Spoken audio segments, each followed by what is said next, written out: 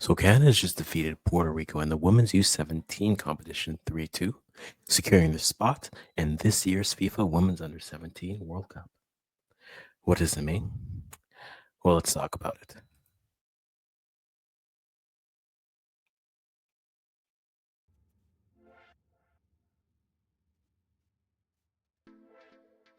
All right, guys, so welcome to What Does It Mean? It's basically our match recap. Back in the home studio. Didn't want to record in an office again, but we're here to talk about what we just saw here, which is Canada winning their game against Puerto Rico. And I have so many thoughts about this game. But if you like this type of content, we do generally African content and Canadian content because we wouldn't be the Africans if we weren't those. So make sure you leave a like, comment, subscribe. Let us know what you're following. Don't worry, we're going to have our match day 3 dropping for the CAF Men's U17 tournament that's happening. Talk about what the matchups are for that. But let's talk about Canada v Puerto Rico in this matchup. And there's something I need to say about this, which is in different spots, I think I saw my entire experience with this U17 crop in this game, right? We saw them in the first half look great. We saw them working well with possession. We saw them able to start to create some chances, but ultimately weren't able to convert their final third. And I think talking to different people, that's what came to my mind. Their final third, they just were naive, inexperienced. I'm not sure what the right word to use, but they just weren't clicking in that final third. It looked like a team that was young, like it hadn't played together for a while. And it's odd, or maybe that's just how good previous U17s have been. No, by no means is this team what they are here, but we'll talk about this. So Canada started this game with what looked like a 4-4-2 with Maria Kekic and Kaylee Hunter up top, with Alicia McLeod, Olivia Chisholm, Joelle Batter or Batty, Lila Kindell, Emma Donnelly, Mutipula, Kay Martineau, and then Olivia Busby in the back. That was your starting 11. In the first half, they honestly were doing everything but scoring. And again, we talk about the final third. I think that was my frustration with this team throughout the entirety of the competition. Their final third play was just very much lacking. They weren't able to really connect. And I think you saw that against Panama. Nicaragua, they were able to put it on, but against Panama, just seeing they just couldn't put those finishing touches on it. And that happened. And against a team like Puerto Rico, which we'll talk about Puerto Rico, don't worry. 45th minute, Giselle Falcon lets it creates one opportunity on the counter, beats Busby. It's 1-0 Puerto Rico. And now you're starting to think, ooh, could this be the end of a good run? And we've mentioned different things about this side, right? Whether it's a new coach or it's an interim coach or it's players who aren't experienced. I've had conversations going everywhere from, is it the coaching system? Is it the fact that this team is relatively new to playing together? Is it a conversation in terms of maybe they needed to win a game 15-0 to kind of see them way through? Maybe it was looking for it. We didn't see them put it all together yet. But then Joel Batter, I see Joel because I grew up in a French Canadian background. I side when I see things that sound kind of French. I go to French. So if it's Batter, cool. But my mind's telling me Joel Batter. I don't know if that's right or incorrect. So sorry, Joel. Je m'excuse. She scores long range shot in front of the box in the 45th plus 5 minute. It's 1-1 in this game. And at this point, all Canada needed is a draw, and they're on the way through. The same thing with Puerto Rico. A win or a draw, they were through, and Costa Rica sat in the background waiting. No changes in the second, but Puerto Rico had a very clever change in the second half, throwing on,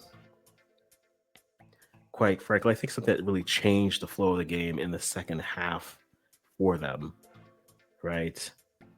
Throwing in another midfielder, Torres Rava, honestly, that caused him to start to play a little bit more. And it was an odd thing for me, and I posted this on Blue Sky. It's been a while since I've seen a team like a Canada team look like they weren't the best team on the pitch. And that was a lot of reasons. That could just be the pressure they were putting on. There was also an argument with this team where they didn't know how to play faster, and maybe it grew into them. And they had mentioned it in some of their pregame interviews that they had done on Canada Soccer's social medias. Just having to play a little bit faster, having to make decisions a little bit faster. And it's not to say that they weren't able to do it, but when you start to see them play in a little bit more of an open play with the pitch to their disposal, you saw them starting to make the decisions a little bit faster. I think maybe in the build-up with more bodies in front, you're a little bit more hesitant. You want to make the right call, and sometimes the safest thing to do is to recycle, give yourself a bit more space and move forward. But you started to see that midfield starting to get choked up.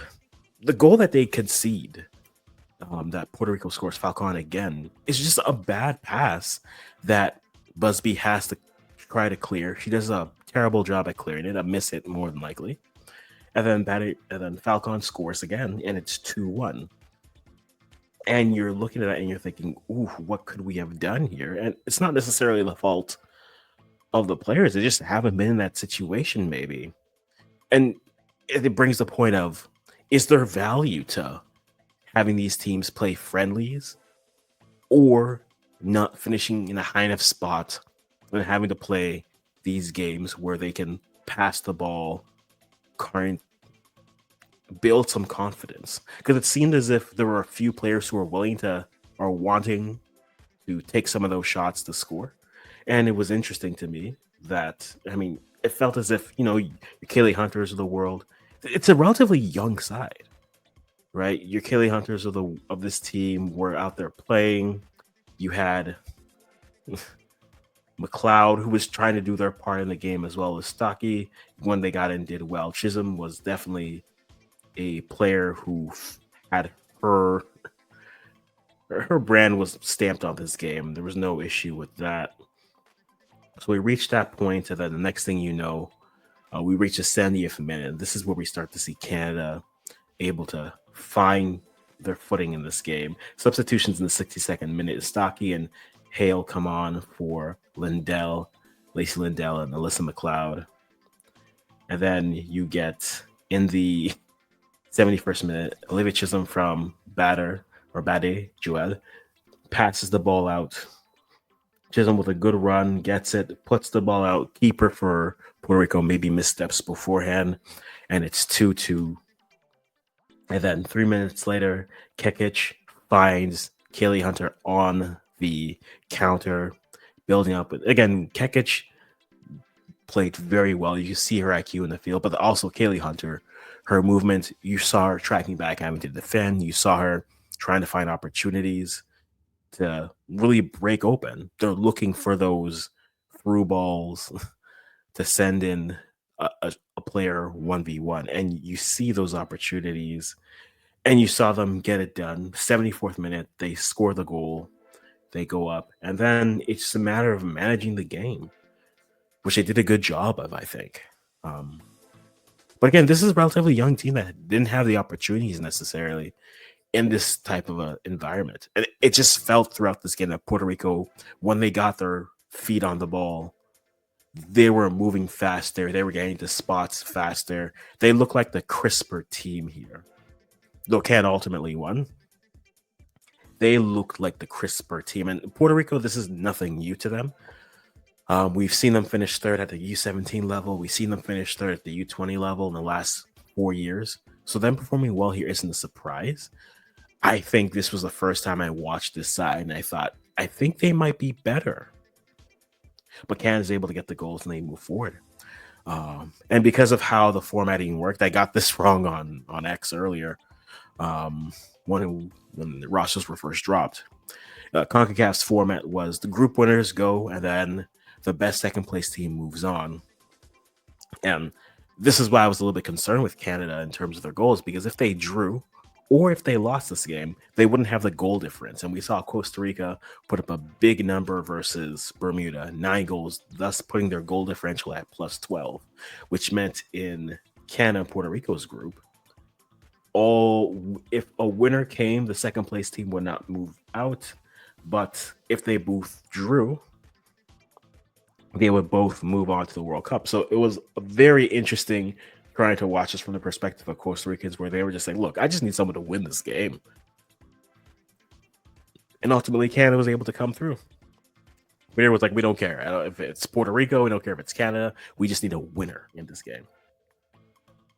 And so you have your 4 representatives for CONCACAF at the Women's U17 World Cup. Reminder, they're going to 24 teams. So CONCACAF gets 4 teams, and they're going to work again. Top 16 teams moving through. So finishing third in your group, it's going to look like the U20s. This format in CONCACAF,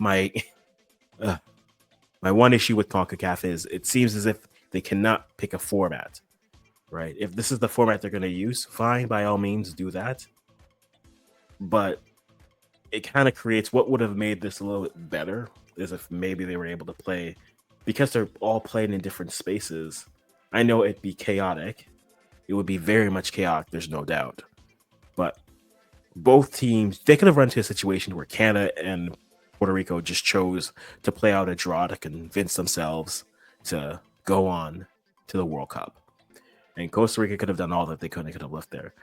In an ideal situation with this type of formatting, it would work well if all the games could be played at the same time.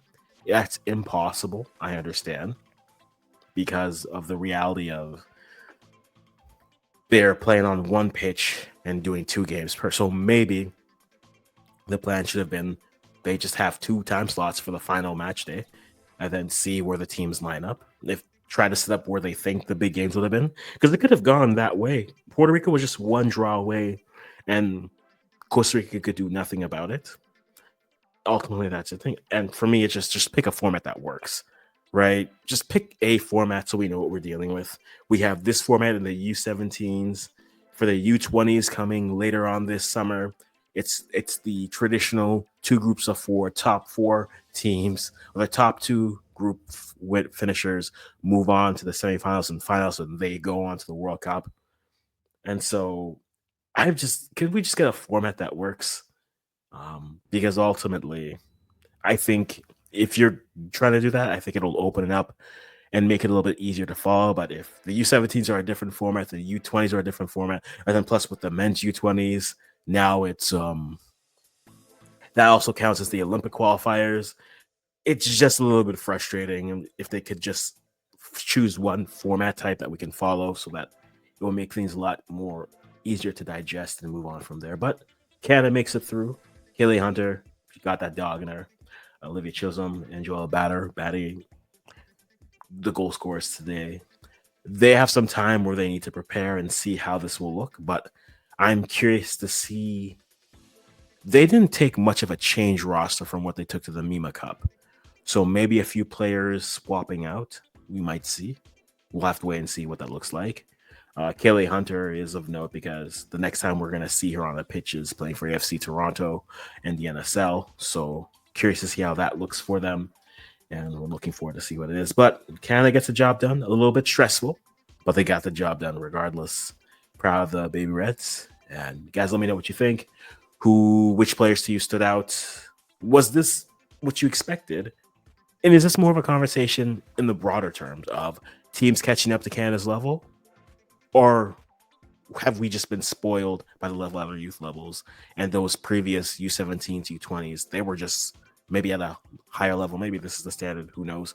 Let me know what you think in the comments below. And as always, I'm going to stop talking right here.